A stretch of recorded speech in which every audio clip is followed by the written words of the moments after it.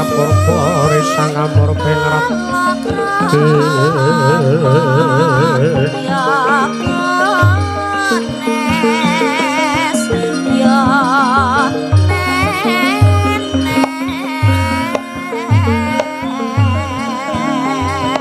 mring sahanan ingkang mring kanan sing tasya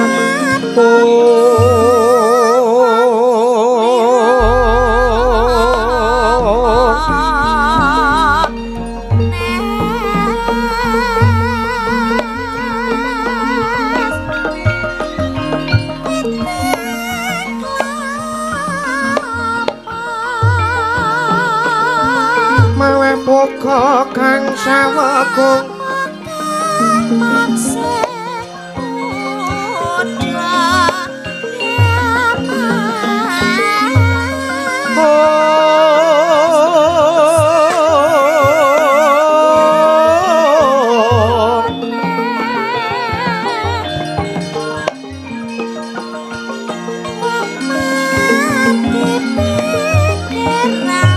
masiring tahan langganan namuju helewang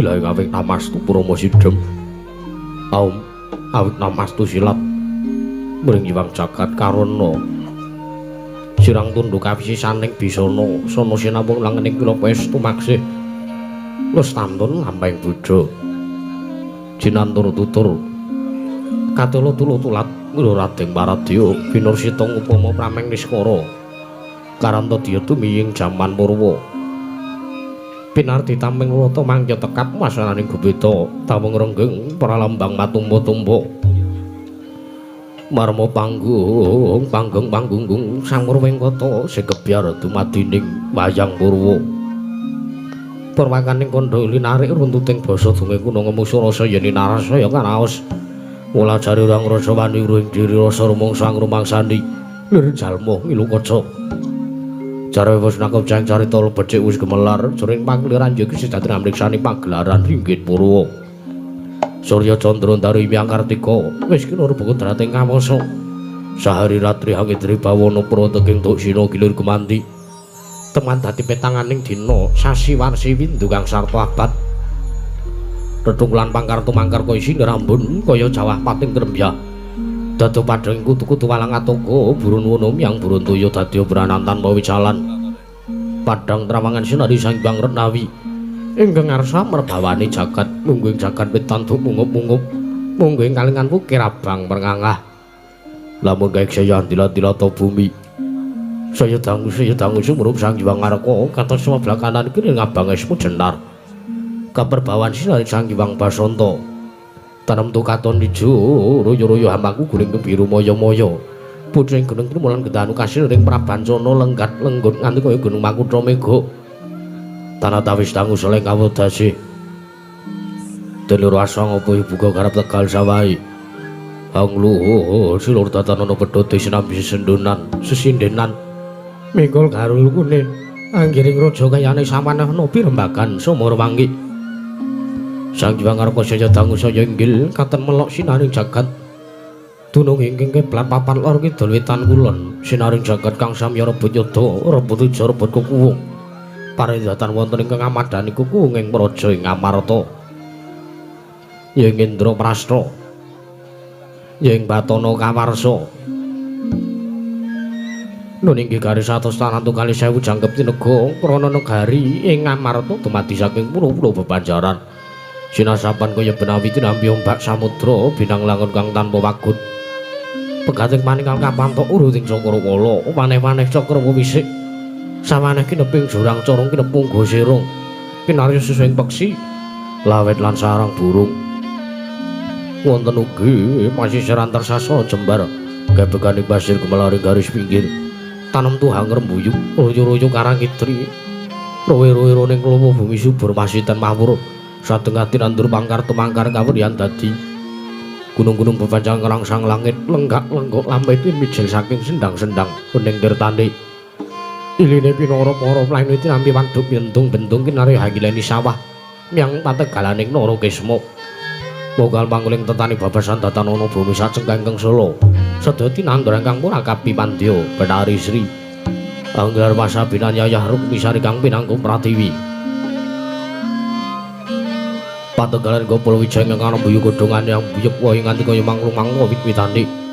Polo kependhem, polo kesimpar, polo gumantung sadutan kuciwa jinawi. Tukulan kang maweh kesarasaning diri. Ingon-ingon raja kaya itik iwen. Sansaya ngrembaka lamun miyang agelaring mangunan. Lamun wanci sarap surya samya mulih marang kandhange dewi-dewi. Tatanana carane kandhang gunanjeng palang labet tebih saking tindak Dursala Tuti. Samya sakyug seka kati akar luhuring nusa bangsa tuwin negaring Indraprastha. Gunung ngimbangi gunung, anggung rinuksa mrih lestari. Runtu murun ratu ngrasat dadi urek-urekaning lingkungan. Langkung-langkung lamun to tinali disampun-sampun ing sanggepan. Sepen tebih saking tindak sansaya sinansaya.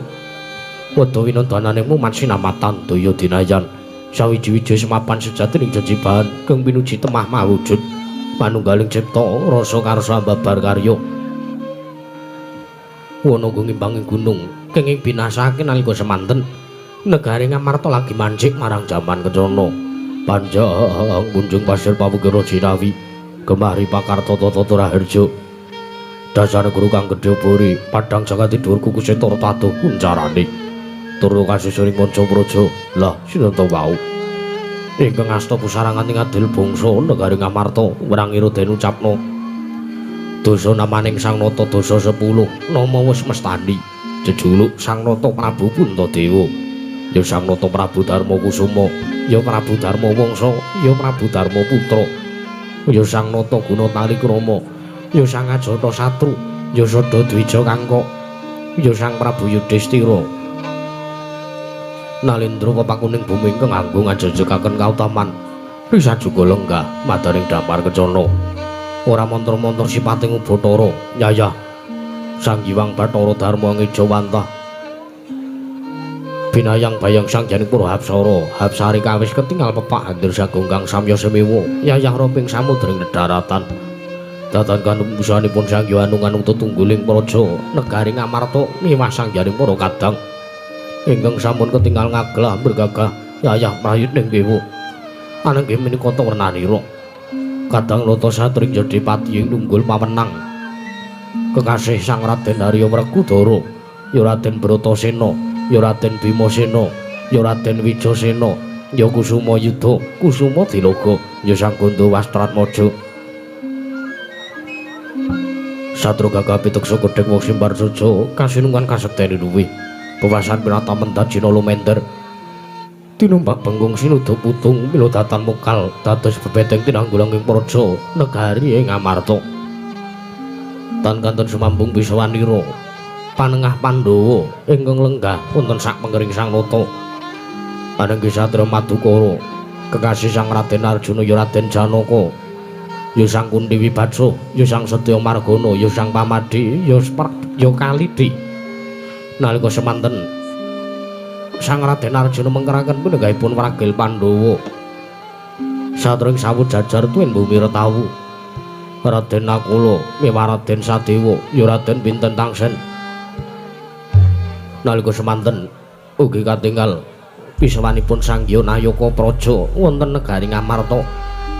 Tamurung nalika semanten samya gandeng masisiran jejel riyel rapet mepet pipit prasasata tupan denggul datan perselo label sakathing para siba ing jaya mludak gendera rontek umbul-umbul kitra ngendanu yaya monding mangsa labu payung megar mendi jamur barat ing mangsa rendeng tumbang ngrangap kowe satingalan mangsa katiga panikal tidem sinem tintrim madaning pasyawakan negari Ngamarta nalika semanten nampi rawuhipun Kadang Nata Nalindring Durawati miwah wong agung Mandura ananging Sang Nata Prabu Sri Bathara Kresna kandharaken ingkang Raka Sang Nata Prabu Baladewa ing Mandura sekebyar katarika kula dadu tidem tintrim kawontenan negari Ngamarta paranidatan wonten gegudungan ingkang obah sampirana datel mampah kapiyarsa mung swaraning pradonga miwah pangling paranggana sigara murmane pangandikan dadu kumbang wijining pangandika Sang Nata Prabu Darma Kusuma ingkang dereng kababaring lisan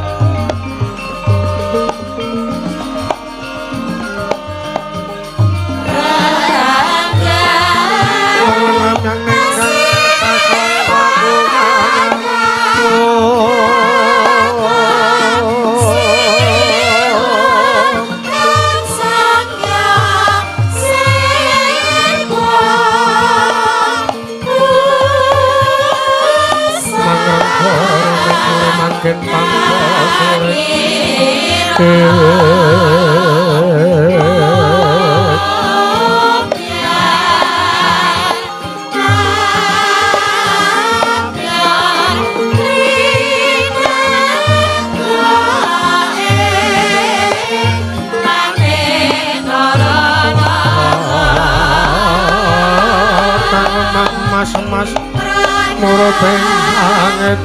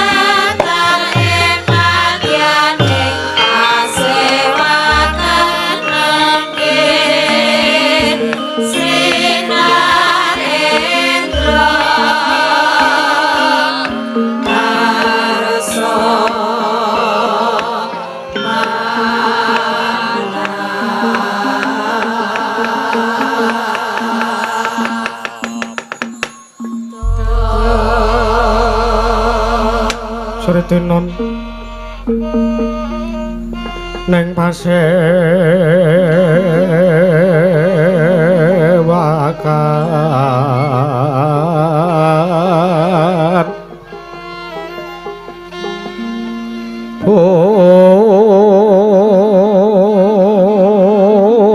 sono maneka warna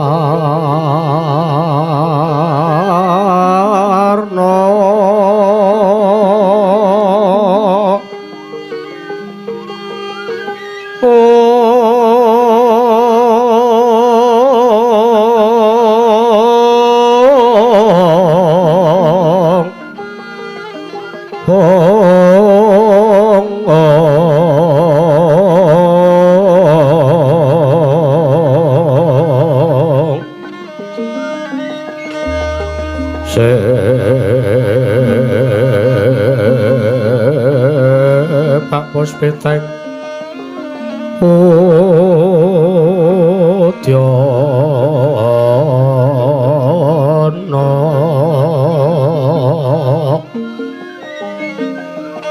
Nyang Pancrah Sarwa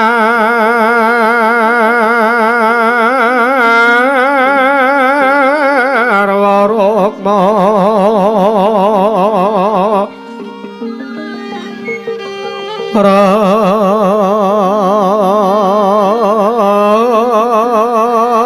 Ranggeng manik nara Narawata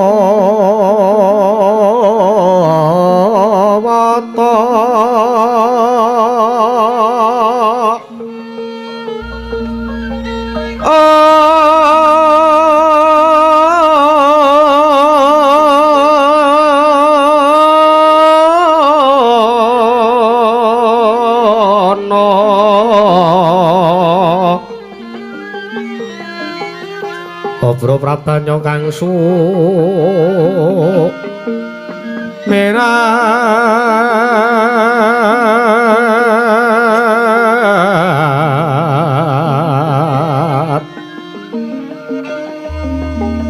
kenyaring deca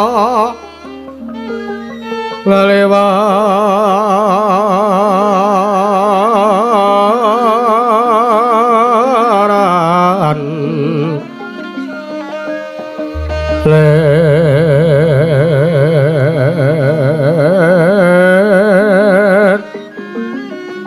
ke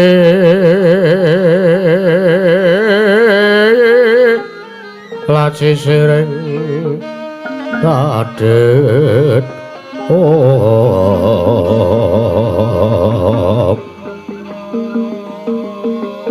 wimbo kekondo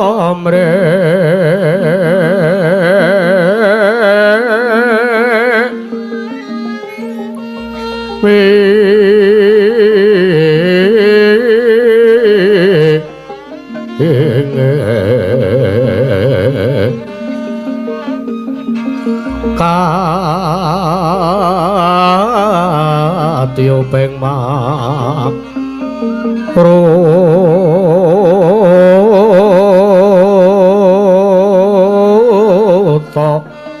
mando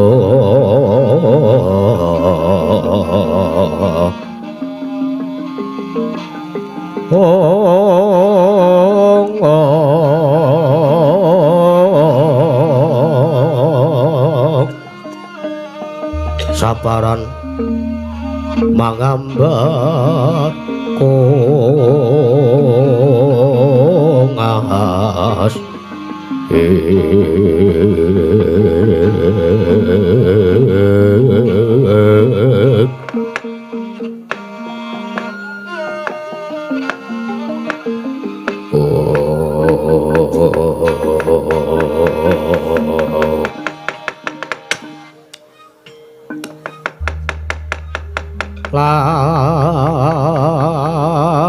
lamun sira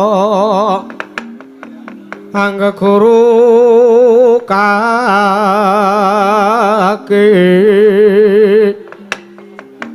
hamilya manungsa kang nyata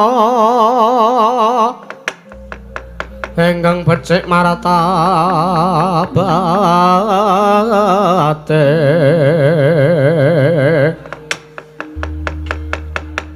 sarta kawruhing hukum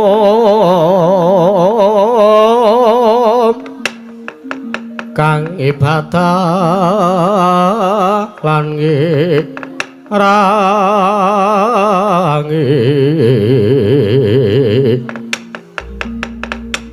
saka lehong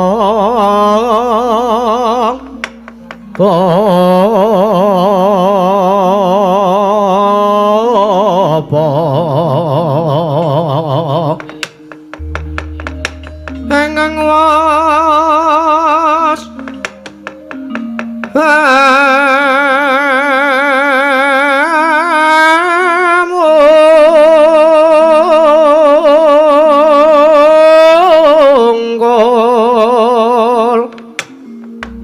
tan mikir pawehing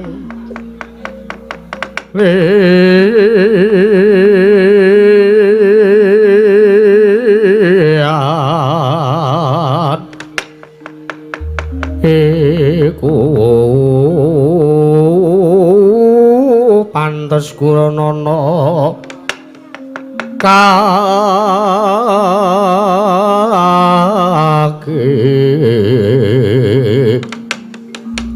sartane kawruhana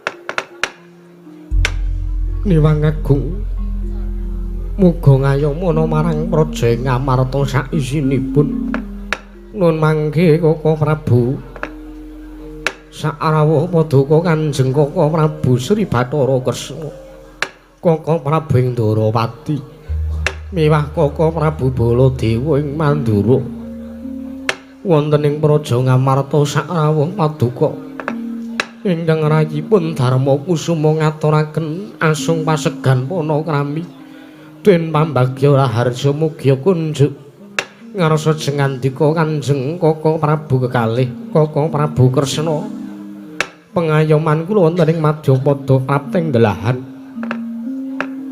jejimat kula Kanjeng Koko Prabu Sri Bathara Kresna Koko Prabu jagat pangestu karo wayah turu jagat kula ninggih Yayi sakalangkung bombong bilawanipun manahipun ingkang raga ing Ndarawati dupi kula tampi timbalan paduka Yayi Prabu Darma Kusuma wonten praja negaring Indraprastha sakalangkung paduka miji dhumateng pisawan kula ngarsa jengandika Yayi Prabu Puntadewa asung pasegan panakramit tuwin pambagya raharja sampun ingkang raka tampi akarya bombong raosing penggalih mboten langkung ugi Yayi ingkang raka ing Ndarawati kepareng ngaturaken sungkem salam taklimipun ingkang raka ing Ndarawati pun Kresna wonten kersa jengandika Yayi Prabu Darma Kusuma Yayi Prabu Puntadewa inggih Koko Prabu sampun kawula pundhya karya Cundaka Panglingga Murda amawah ana kabagyaning gesang kula mboten langkung kaseket sakno ingkang langkung prayogi lenggah paduka Kanjeng Koko Prabu Sri Bathara Kresna wonten praja negari Ngamarta kawula ana ninggih Yayi sampun boten kirang prayogi pisawanipun ingkang raka ing Ndarawati dupi kula dipun paegaken lenggah kula wonten ngersa paduka Yayi Prabu Darma Kusuma Yayi Haji inggih menapa dene Koko Prabu Baladewa sarawuh paduka Kanjeng Koko Prabu ing Mandura ingkang rayi ngaturaken kasugengan mugi tansah kunjuk ngarsa jengandika anggen paduka rawuh wonten ing mriki Koko Prabu Baladewa saha ingkang rayi ngaturaken pudya pangasta mugi kunjuk Koko Prabu Balarama jagat pangestu karo wayah Bathara jagat Patendra Jaladewaku nggih Yayi sakalangkung bumbung bilawanipun manahipun ingkang raka ing Mandura ri kalenggan punika Tupi paduka Yayi Waji, Yayi Haji Darma Kusuma. Animbali dhumateng pisawanipun ingkang Raka ing Mandura pun Balarama. Wonten negaring Amarta. Kepareng wilujeng antuk berkah pamujenipun paduka Yayi Prabu Puntadewa. Kepareng wilujeng pisawanipun ingkang Raka ing Mandura wonten ngarsa paduka Yayi Prabu Darma Kusuma tan manggalangan setunggal punapa. Sowan kula tansah manggih ka arah Harjan tebih saking Sambikala Yayi. Namung mudha pangasta sampun ingkang Raka tampi. Akarya bombong raos begalih mboten langkung. Kula ngaturaken salam taklim kula mugi kunjuk marang ngarsa paduka Yayi Prabu Darma Kusuma. Yayi Haji. Inggih Koko Prabu sampun kawula pundi? Akarya Cundaka Panglingga Murda ndadosna jejimat. Wonten anggen kula gesang wonten ing Madyapada mboten langkung kasekecakna. Anggen paduka lenggah wonten negaring Amarta inggih wonten negaring Batana Kawarsa menika Koko Prabu. Yayi. Sampun boten kirang prayogi. Pisawanipun ingkang Raka ing Mandura dinten sakmenika wonten ngarsa paduka Yayi Prabu Darma Kusuma. Yayi Prabu Darma Wangsa.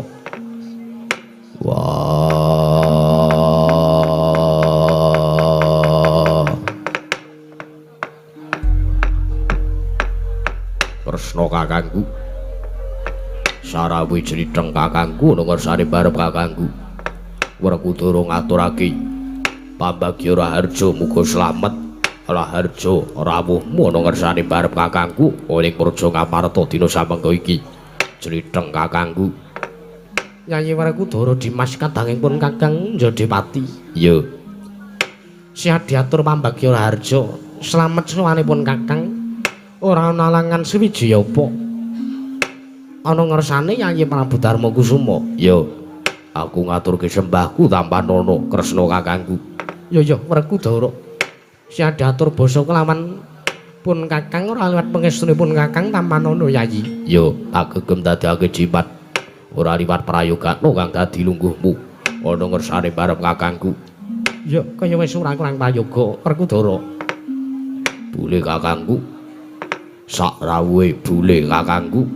Werkudara ngaturke basa sartane slamet rawuhe bule kakangku ana ngersane barep kakangku. Bule kakangku.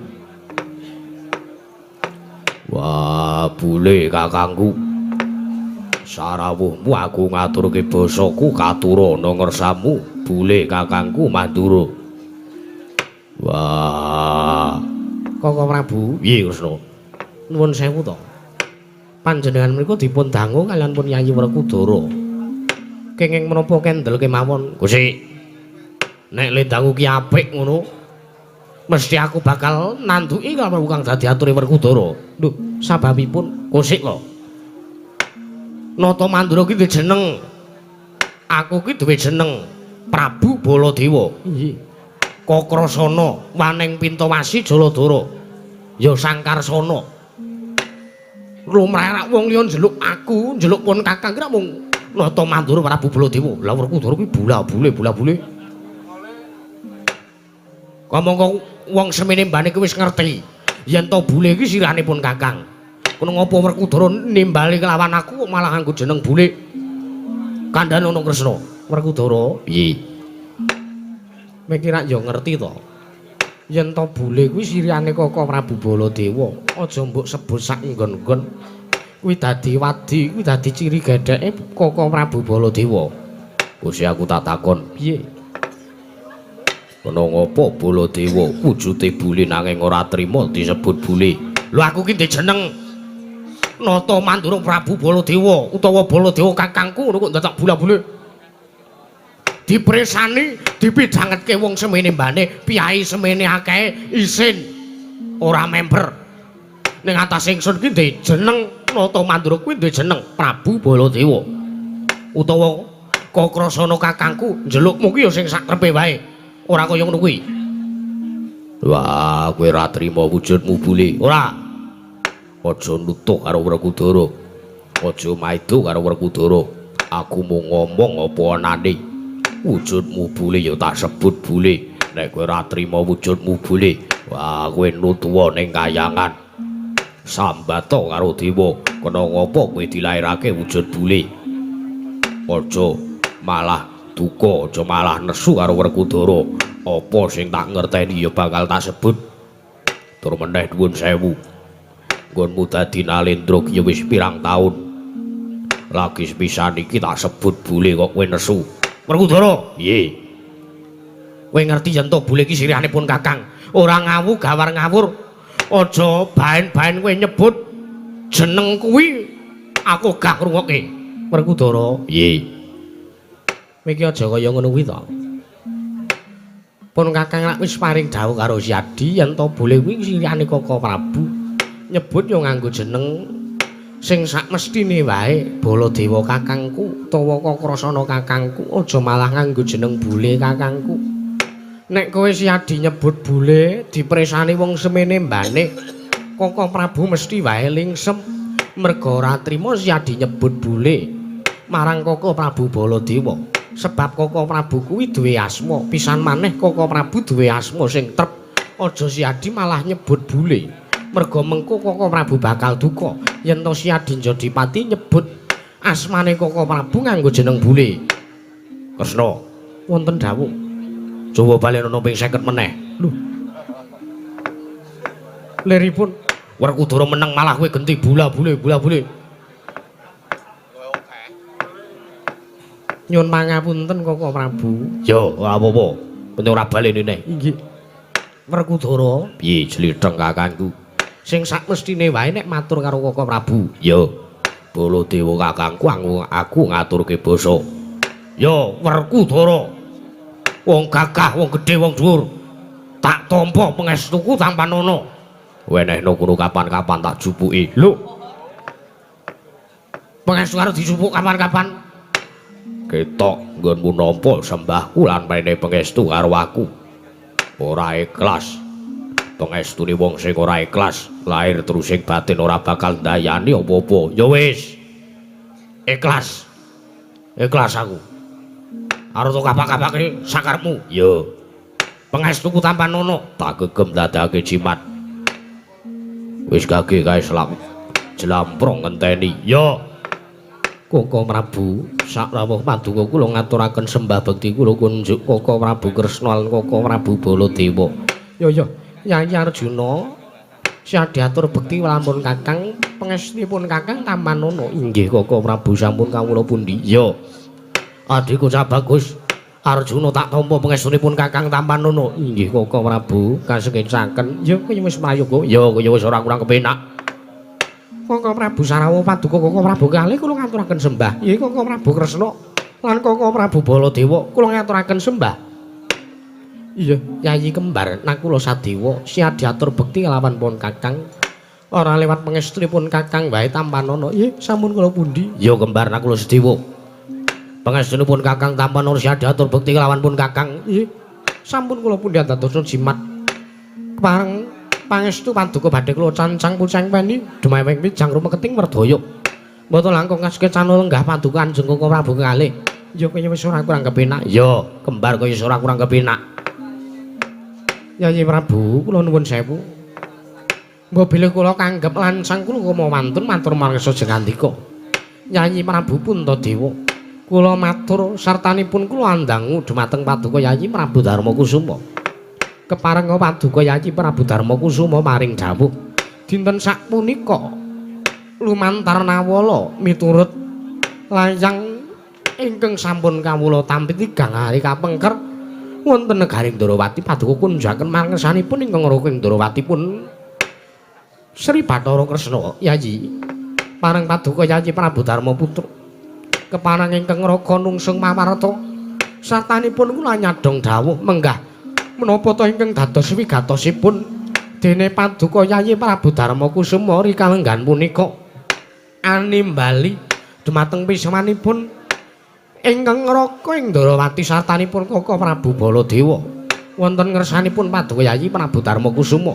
Nggih Yayi, kula aturi paring dawuh sampun kendelan kewala ingkang ngraka nedya nganglungaken jangga ningaken karna mastuti sabda tama paduka Yayi Prabu Darmakusuma. Menawi kepareng tumunten kawedhare ngakathah nanging menawi wadi tumraping kadang setana awi kula dherekaken manjing kelenge kedaton apan catur netra kalih ingkang ngraka ing Mandura Yayi. Siangkan Pantara Ratri among cipta pukulun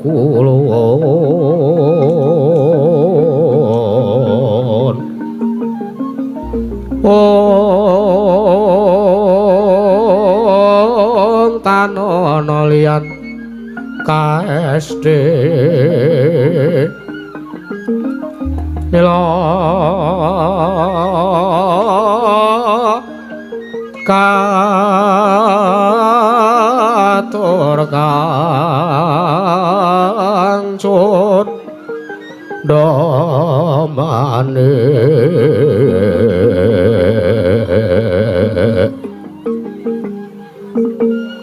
prasasat ragam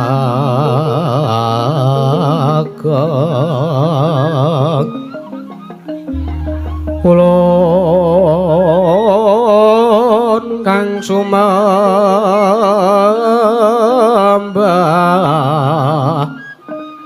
mung kweng pratanta prabu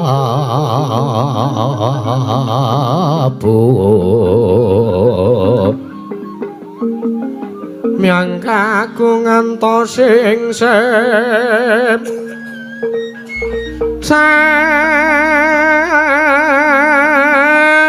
sasampun prapti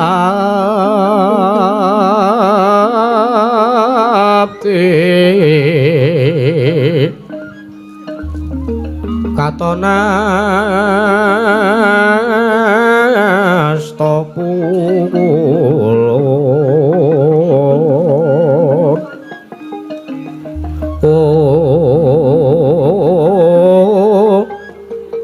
Ratenara Pati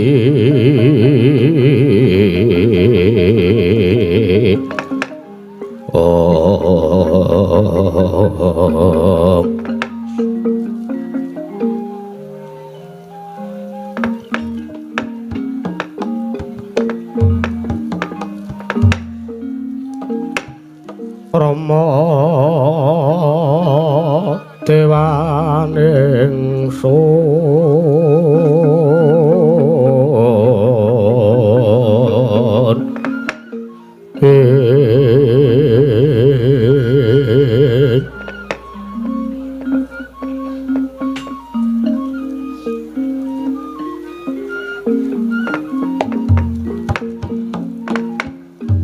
kula nuwun sewu sareng ngroko dangu kelawan Paduka Yayi Prabu Darma Kusuma. Teka Paduka malah pijer muwun tumuli netesaken punang waspa Yayi Prabu. Kula aturi paring dawuh wonten perkawis menapa teka Paduka. Sungkawa kados mekaten kula aturi paring dawuh kelawan ingkang Raka ing Ndarawati Yayi. Duh Kaka Prabu. Saestu kula menika namung bingung anggen kula nedya. Kados pundi amung kasih perkawis ingkang tumanduk wonten ing praja negari Ngamarta Kaka Prabu. Awit negari Ngamarta sampun wonten tigang candra menika ketaman pagebluk. Kula ugi sampun ngrawuhaken Brahwana winasih sewu sugata miyang para nimpuna kinarya nambak rengganing praja. Nanging ugi gagar wigar tanantuk karya datan wonten setunggal kemawon Brahmana ingkang saged amungkasi sartanipun damel sura usadaning praja negari Ngamarta. Pramila Kaka Prabu, kula bingung anggen kula nedya amungkasi pakaryan menika kula kedah kados pundi. Jer nyatanipun sareng kula tetarusan kalian kadang kula sekawan. Sabab negari Ngamarta ketaman pagebluk menika dipun sababaken awit Kakang Semar Badrana ingkang sampun wonten tigang candra ugi boten sowan wonten ing praja negari Ngamarta. Mila Kaka Prabu kula boten gadhahi sarana anggen kados pundi anggen kawula nedya ngrawuhaken Kakang Semar Badranaya sartanipun kenging punapa Kakang Semar Badrana sampun wonten tigang candra mboten sowan wonten praja Ngamarta. Sak temah kawula negari Ngamarta ngraosaken bebendu sedaya sami ngraosaken sakit nandang leloro. Awit Kakang Semar menika pamong tumraping para Pandhawa ugi pamong tumraping kawula sak negari Ngamarta Kaka Prabu pramila paduka kula rawuhaken wonten ing praja Ngamarta menika kula namung nedya nyuwun pirsa nyuwun niguh pamrayogi menggah kados pundi lelampahan ingkang kula sandhang menika Kaka Prabu Sri Bathara Kresna. Sikra yen Parmana Gansa sikra ngrakit nawang sesangka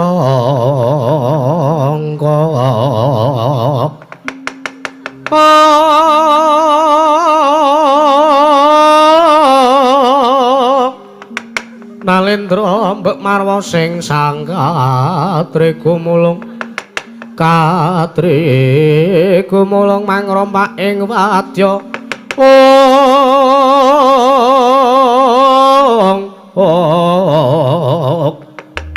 Kordha reka kiri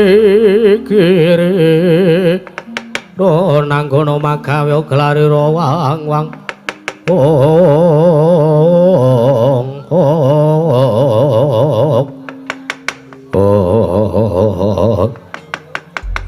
Setepiar katari kuring kunata wau idem mataring kawontenan dadi tindrim madaring pasimakan negari Ngamarta nalika semanten datan wana bane walang alisik awit kaperbawan sang nata ing Ngamarta Sang Prabu Darmakusuma pangono pangudas maraning driya nalika semanten datan mobat datan musik nganti kaya pratima gawe kencana nata ing Ndaramati miwah nata ing Mandura Sang Prabu Baladewa kocapon nalika semanten kasaru gegering jaba piyang arsa tanggaping pun kemasiban bono amuk apa to andadi darunane ora ana macan kemedhun saka kerangkeng gajah ingkang medal saking mantilan kejawi amung sawanipun utusan saking Karang Kadempel Atmaja saking Kelurahan Semar Badrana miwah ana kisang Kilurah Petruk Kanrong Bolong miwah kadheraken dening Kilurah Bagong ora pepeh pindha soto metarangan gawe kaget kang samya mulat mangrombeng para kawula kanca daya piyak jaluk dalan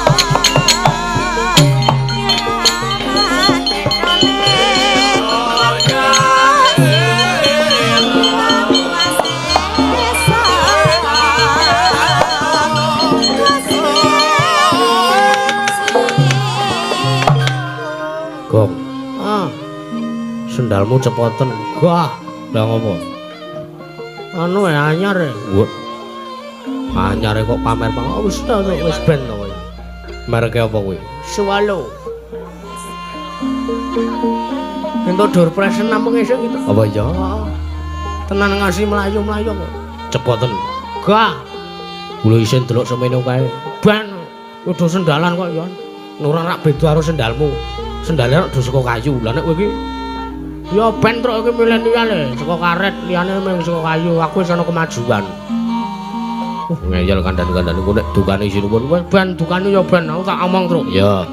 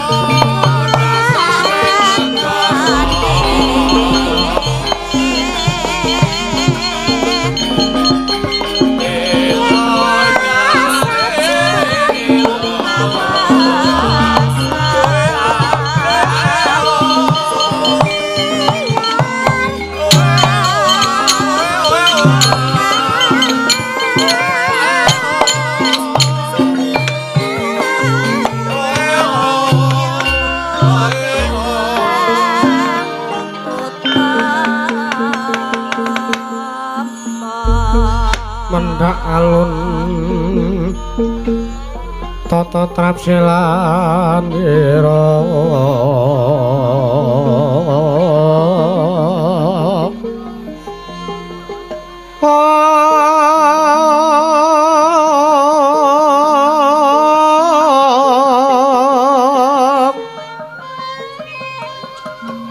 ngejamaken astanira kalih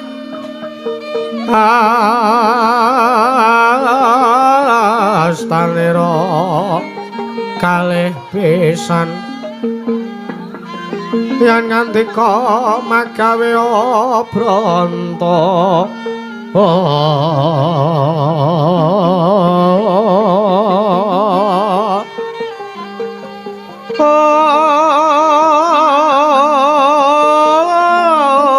yen ngandika magawe branta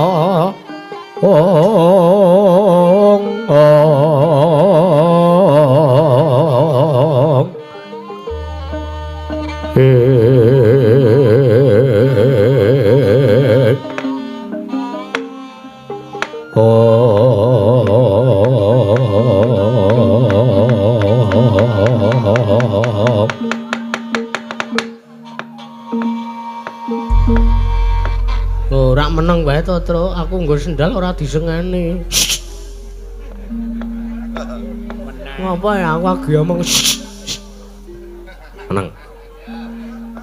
Iya ya nah, Tru. Iya, meneng. Iya, meneng ora? Heeh. Koko Prabu wonten dawuh ya iki. Dereng ngantos puranggen kula lan paduka raosan. Syukur ora? Apa ngedak sekrup, Bu? Kraton keneng sekrup ya ben. Anggen kula kan paduka raosan kelan Kakang Semar Badranaya. Menika katingal semanipun atmajanipun Kakang Semar Petruk kalian Bagong Koko Prabu. Wela. Damel kaget janur gunung kadingaren teka Petruk kalian Bagong sowan mongko tanpa tinimbalan. Inggih. Nanging boten dados menapa Yayi. Katimbalana sawanipun Petruk kalian Bagong mbok menawi pancen wonten wigatos sartanipun wonten atur saking Kakang Semar Badranaya ingkang nedya denaturaken kelawan paduka Yayi Aji. Inggih Koko Prabu. Nggih. Purbawasisa wonten ngasta paduka Yayi Prabu Puntadewa. Inggih. Koko Prabu lenggah ingkang sekeca. Inggih Yayi. Petruk kantrong bolong sawise kita sira sowan ana ngarsaning ingsun ana ing praja negara Ngamarta dina sakmengko iki Petruk padha kanthi raharja slamet sowanmu Petruk kantrong bolong nunamin pasang limantabe tinebineng kula duni dumawang nawang towang linepat ning tulak manu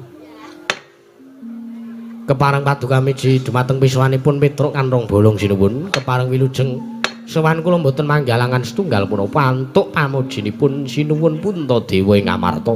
Iya, nggih. Kepareng wilujeng mboten manggalangan setunggal punapa kula ngaturaken sembah sumengkeming mangabekti kula kunjuk sinuwun. Iya, Petruk ingsun tampa. Sira atur bekti kelawan panjenengan ingsun. Ora pangestu ingsun wae tampanana ya Petruk. Nggih, sampun kula pundi sinuwun.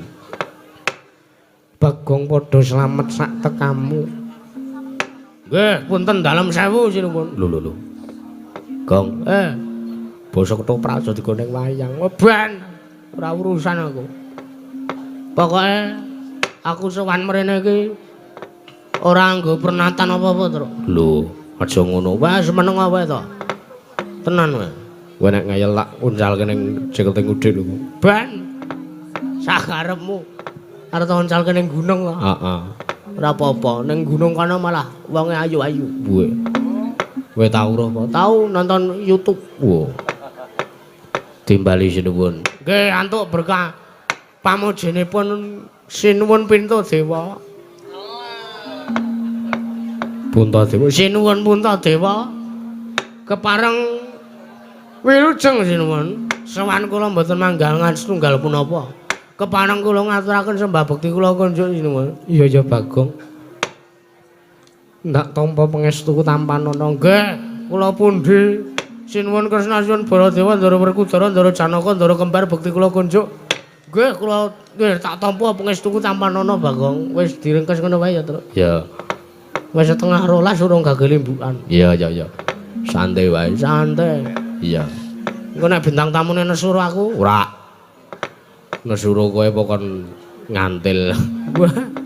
Ya ora ngono ta, Tru, kanjur anarkis. Wedok nganrong bolong. Ana apa sowan tanpa tinimbalan.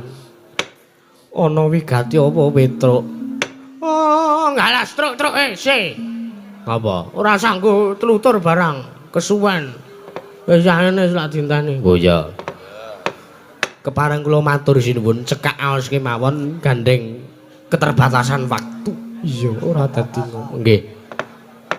Sowan kula sepisan atur bekti kelawan sinuwun Puntadewa ingkang angka kalih.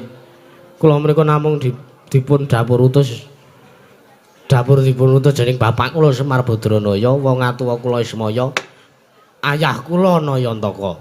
Iya, Petruk. Nggih. Rikala semanten bapak dangu kalan kula, Petruk, kowe matur karo Sinuwun Puntadewa, aku jalukna pangapura. Merga aku wis ana 3 sasi ora sowan ing negara Ngamarta. Iki ora tanpa sebab, ora kok ateges aku ninggal marang kewajiban kamrajan negara Ngamarta. Ning pancen aku duwe gegayuhan, Truk. Kula takon kalih bapak, gegayuhan apa, Pak? Aku mung kepengin bangun kayangan, Truk. Mula kang saka kuwi aturna karo Sinuwun Puntadewa yen to aku ora sowan ning negara Ngamarta ki aku kepengin bangun kayangan ndandani morale para kawula.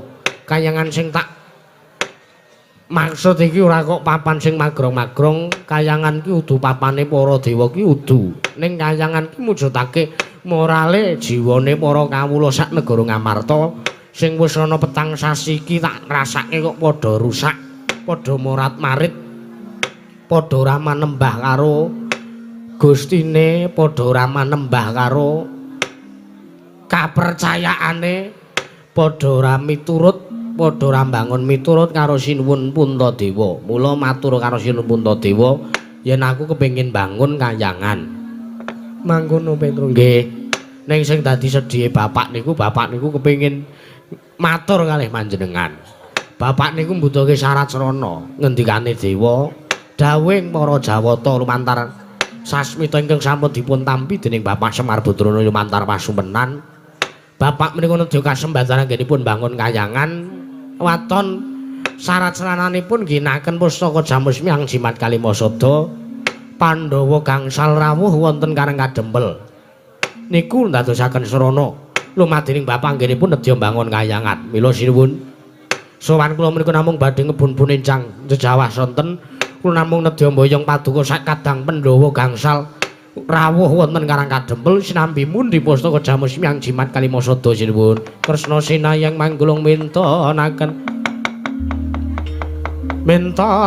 dewe kramanira kang kumiteraning asta kalih pisan.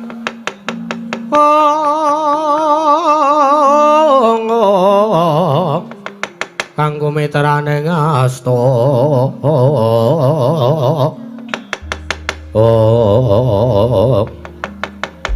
Sinuwun Darawati. Iya, Petra. Nggih. Petra, nuwun. Aku njaluk ngapura sadurunge mari paksa aku sing kudu menehi wangsulan karo kowe. Nggih, mboten napa-napa. Jernyatanipun paduka minangka badal wakilipun Sinuwun Puntadewa. Tartentu panjenengan menika ugi nggadahi wewenang tumrap Raja Ngamarta. Iya, Petra. Nggih, wonten paring dawuh sinuwun. Petra, wonten dawuh mangertiya. Kalamun dene iki uga Yayi Prabu duweni gegayuhan. Lho, gegayuhanipun Yayi Prabu Puntadewa duweni gegayuhan. Ya kuwi kepengin mungkasi sartane kepengin gawe sarana usadaning praja negara Ngamarta sing pusana telung candra iki dirasake dening para kawula. Lho, kok kula malah mboten kabar, Petra, wonten dawuh. Mangertiya. Lamun para kawula negara Ngamarta padha nandang sesakit, nandang lara akeh ingkang sore. Lara esuk ketiwasan, esuk lara sore kapralaya akeh kedadiane. Nggih.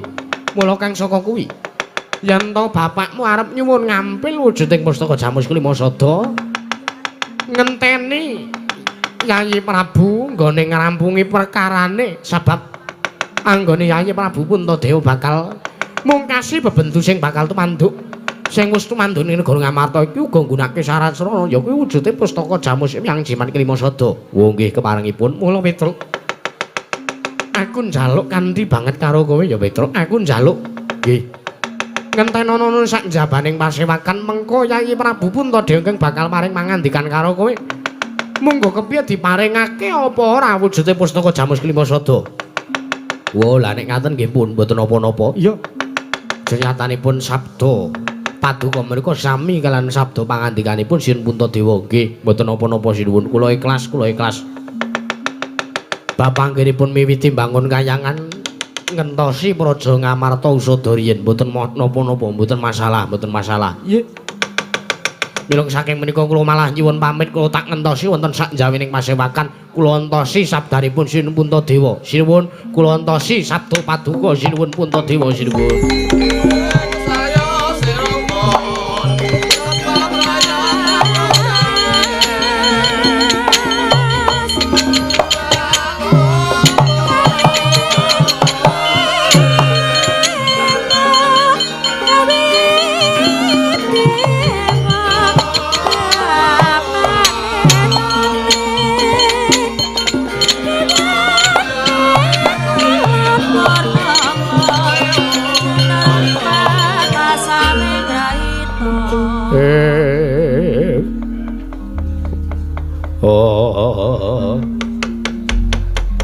Bagong edan.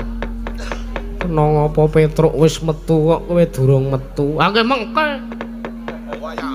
Metu kok dipeksa. Kok ndak marai mules. Metu dipeksa niku rasae, malah ming marai pegel teng awak. Iya. Nggih. Iya Bagong ke ana apa? Ngapunten sinuwun. Nek cara kula kok pengendikane sinuwun Ndarawati niku wae mboten tumus dados kasunyatan. Lire piye? Mengke riyen to. Wonten mriki menika sing dadi ratu menika nuwun sewu ingkang dados Nalendra menika paduka sinuwun Puntadewa. Iya. Lah nuwun sewu lah kok sing paring pangandikan ki kena ngopo kowe ora mboten trima mawon nuwun sewu to. Bapak niku pengen bangun kayangan, lah kok disemayani, lah kula kok ora percaya. Lah wong sinuwun Ndarawati niku adat saben sok ngapusi adine. Sinten sing ngapusi? Ndarawerkudara. Lah kok sani karo ngapusi Petruk, oh ya ndak bisa sinuwun. Mila kula nuwun sewu, wekdal niki ugi kula kedah nyuwun paring nyuwun dawuhipun sinuwun Puntadewa paduka kedah. Paring dawuh kalih kula diparingke napa mboten wujude pustaka Jamus Kelima Sada sinuwun. Kaget risang kabeh angure nangkul kinempit-kempit. Dosang retaning bawana. Oh. Koko Prabu wonten dawuh Yayi. Menika kados pundi? Bagong nyuwun dawuh kamangka paduka sampun maring dawuh kalian Petruk. Nawi pustaka Jamus Kelima Sada nedya kula maringaken sabibaring pasewakan. Bagong.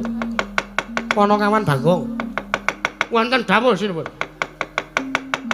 Kowe keneng tak semayani apa ora? Mboten. Lho. Kowe mung tak dawuhi supaya ngetutke karo kakangmu Petruk. Nggih, metu njaba to? Iya. Walah ora kendel. Lho, kok malah ora kendel? Mengke riyen lah. Napa sampean niku entuk dawuh saka Sinuwun Puntadewa? Napa sampean entuk dawuh saka Sinuwun Ngamarta? Nek sampean didhawuhi Koko Prabu, apa sampean didhawuhi Koko Prabu mengke Petruk niku mang dawuhi supayane nenggo teng jabaning pasewakan. Mengke Petruk mang dawuhi mengke ajeng kula semayani, kula mang dawuhi, kula mang paringi purbawasesa. Merba wujuding pustaka Jamus Kelima Sada. Napa sampean entuk dawuh? Napa sampeyan entuk dawuh saking Sinuwun Puntadewa? Ora lah, rak ngaten to. Nek ngono sampean goro, nyemayani Petruk iku sampean goro. Wis mbangane kesuwen iki kok nek aku ning kene randang limbukan. Iya, ampun kula tak metu mawon. Bala wis dibengoki kok. Nek nang kene iki sing disenengi lembukan, lakon kuwi apa? Lakon apa? Lakon kok disenengi nang kene ya ora masuk nang kene iki lembukan semengi ngono wae malah seneng. Werkudara, piye? budal kang padha sebo ingsun kundur kedaton. Yo, Peniringane lah semawon. lulu. Keneng jaba kok muni-muni. Wis manuta kula, manuta. Cepet ora ndak ring. Yo, Bonang-bonang apa? yo aku njaluk pamit barep kakangku. Inggih Kaka Prabu pirembagan menika dipun pungkasi dipun punggel sakmetara inggih. Awit wonten wekdal yayi. Inggih Kaka Prabu. Werkudara sing ati-ati aja kaya bocah cilik. Yo, aku njaluk pamit Kresna kakangku.